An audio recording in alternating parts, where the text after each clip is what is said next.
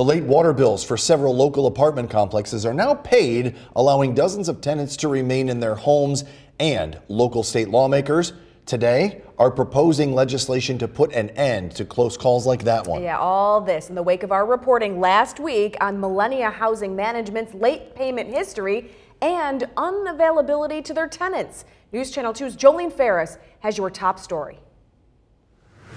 Local state lawmakers are trying to legislate accountability for multi-million-dollar out-of-state owners of multiple local properties their tenants say are woefully neglected.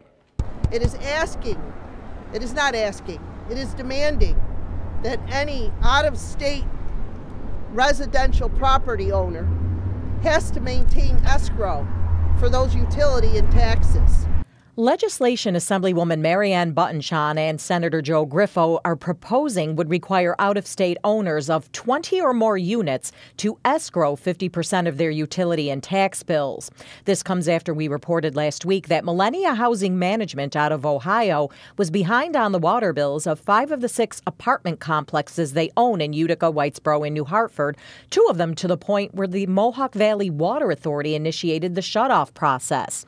This has shined a light on other issues tenants of Mary D. Buck apartments say they deal with every day. Garbage is in the halls. Garbage is piled up out back. They refuse to pay the dumpster removal, the dumpster people that empty the dumpster. The floors are filthy. Mary D. Buck tenant Connie Bennett's biggest worry is security. Things are dropped off in the entryway and things are getting stolen that way because anybody could open the door and just take the items back out. Possibly the only task more onerous than getting Millennia to pay those late water bills, which they did on Friday, getting all the Democrats and Republicans in the state legislature to agree on and pass this legislation. But there is optimism among these 2 lawmakers of opposing parties.